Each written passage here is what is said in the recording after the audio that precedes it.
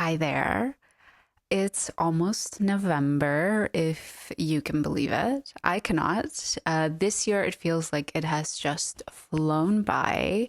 And I feel like, October was a little bit easier going. I feel like we all got the break we needed after eclipse season.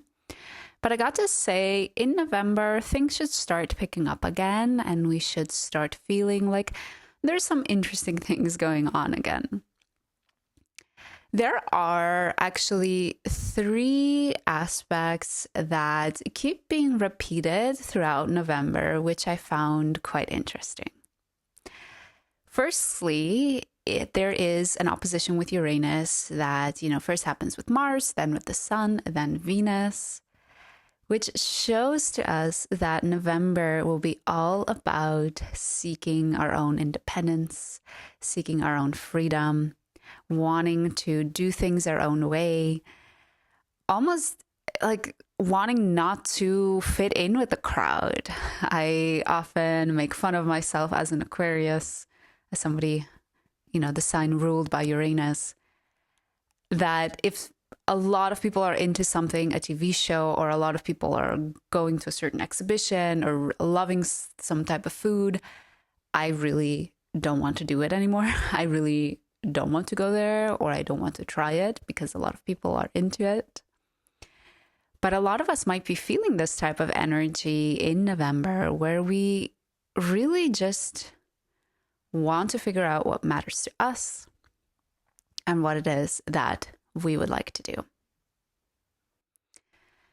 The second aspect that keeps being repeated in November is a grand trine in the water signs.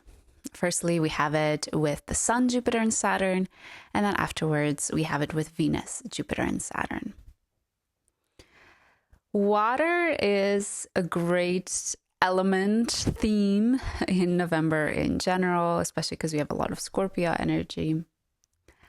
But this grand trine, the fact that it gets created twice in the month of November, also shows to us that we might be a lot more in touch with our emotions in November.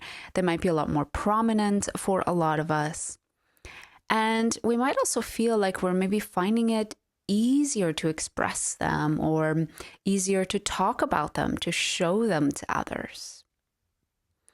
So definitely could be an emotional month. Maybe we're feeling a lot of emotions in relation to our independence and what we find important, and wanting to carve our own little space for ourselves.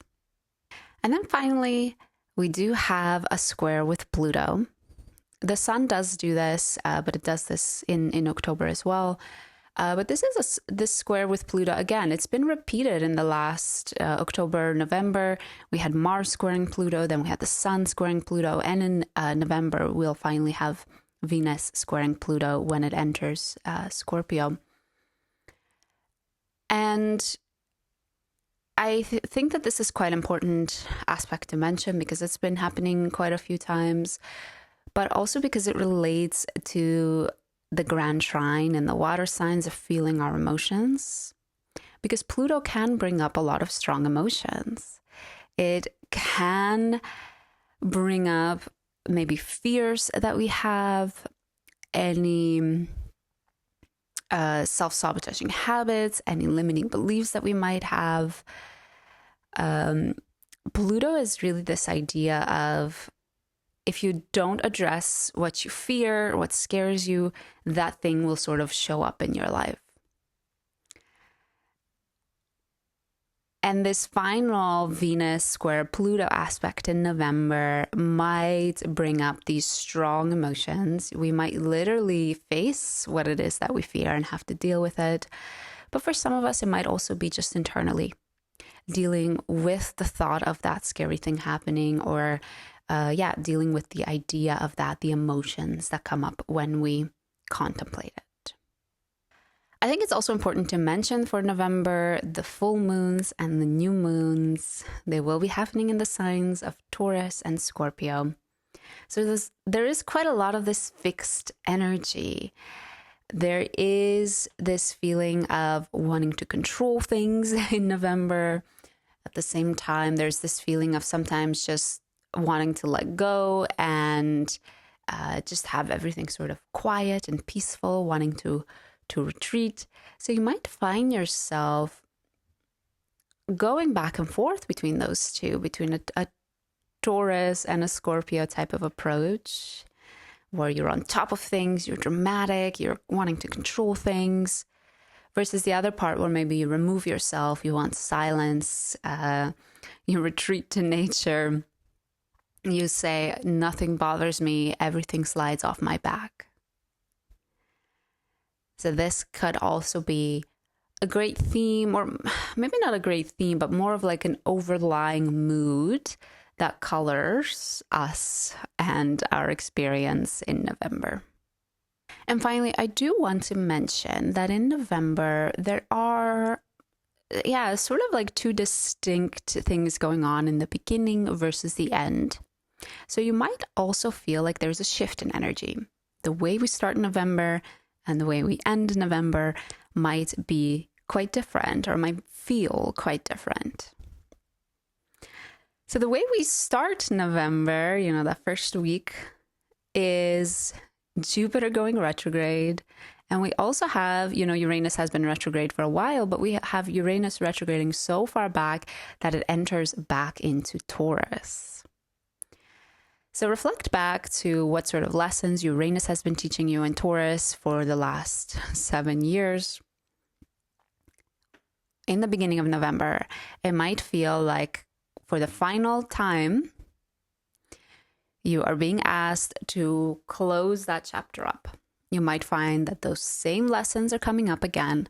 And this is your time to really deal with them in this mature way, to deal with them with this new attitude, this new realizations, this new maturity that you've gained through the Uranus and Taurus transit.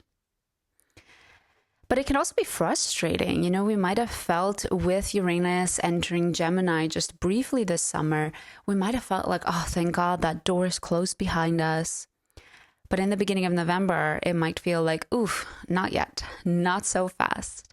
That door has not closed behind us. There might still be a couple of little things to sweep up, or a couple of things that the universe is like, okay, let's see. You think you graduated from this lesson. Let's really see.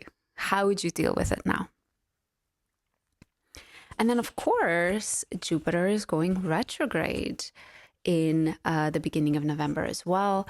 And that could feel quite frustrating, because whichever house Jupiter was in for you, that would be your Cancerian house. You might have felt, like finally an area of my life where things are flowing, things are going quite well. I'm really enjoying this Jupiter transit. And once it goes retrograde, it might also feel like, hey, it's not going as easy as before, or hey, some of these blessings and enjoyment that Jupiter has been bringing have maybe slowed down or stopped. And you might find yourself reflecting on that and, sort of wondering like, okay, was that actually something nice? Did I like it? What did I feel about it? Do I find these blessings or this area of my life important? And just in general, these two combinations at the beginning of November, Uranus giving us the same lessons again that we thought we graduated from, Jupiter slowing down its blessings. It might feel like a tough start to November. It might feel like a frustrating start to November. I would encourage you to remember that you are wrapping up Uranus and Taurus. You will graduate from it very, very soon. So try to reflect back to everything that you've learned and gather all the strength that you can to deal with these final wrap-up moments. And I would also recommend to take moments to reflect. Reflect on the themes of the house that Jupiter is transiting for you right now. Reflect on what that means for you, why it matters to you. Because once Jupiter goes retrograde, you will find yourself much more able to continue with that positive momentum. So that's what's happening at the beginning of November. But towards the end of November, we see a great shift in energy happening. First of all, Saturn goes direct. Saturn has traveled back into Pisces. Remember, first entered Aries, went retrograde, traveled back into Pisces. And finally, towards the end of November, it's going direct, and it is for good on its way out of the house of Pisces, the sign of Pisces. And you have no idea. I am very happy about it. It's my Saturn return, Saturn in Pisces. So I'm definitely happy for it to make its way out finally. But for all of us, we should feel like towards the end of November that we're wrapping up the lessons that Saturn has been teaching us. Whichever area it was for you where you had to gain some maturity, you had to grow up a bit, you had to work hard towards and put in sweat, long hours, maybe even tears. It will be time to wrap those up. It will be time to really integrate that maturity and say, this is that new part of me. This is who I am and how I'm approaching this area of my life. I have, graduated here. I have matured in this area. So it's a great momentum of let's go. Let's clean it out. Let's implement it. And let's move on to something new. And of course, towards the end of November, we also have the Sun and Venus entering Sagittarius.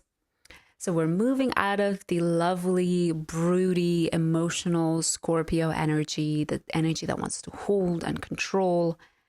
And we're moving on to this Sagittarian freedom, exploration type of energy. So you might find towards the end of November that you also feel a lot more open, a lot more feeling like you want to maybe socialize or go out of your house. It makes sense also because, the holiday season is approaching. So I think a lot of us towards the end of November start to get excited, start to get feelings of opportunity. The new year is around the corner. So we're usually excited, have things to look forward to. So definitely we are wrapping up November on a bit of a better note, a note that we feel like there's some momentum going. So in general, like I said at the beginning of this horoscope, I think November can present some challenges to us. We have oppositions to Uranus, squares to Pluto. We have a lot of this broody Scorpio energy. You might feel like you're in your thoughts, like over-examining things. And we have Uranus retrograding all the way back into Taurus. So you might feel like it's bringing up the same lessons again over the last 7 years. But there is hope. We're almost in Sagittarius season. We've got that wonderful grand trine that supports us to express our feelings. And we are almost nearing the end of the Saturn lessons in our Pisces house. So there's definitely hope there. I always like to think with every astrological aspect or movement in the sky that there is, of course, always hope. And I hope you feel excited for November and what it has to bring for you as well. For every new moon and full moon, by the way, I do post more detailed horoscopes. So if you like to make sure you catch those, then hit subscribe. Let me know down below what you're most excited about for in November. And I hope to see you again soon.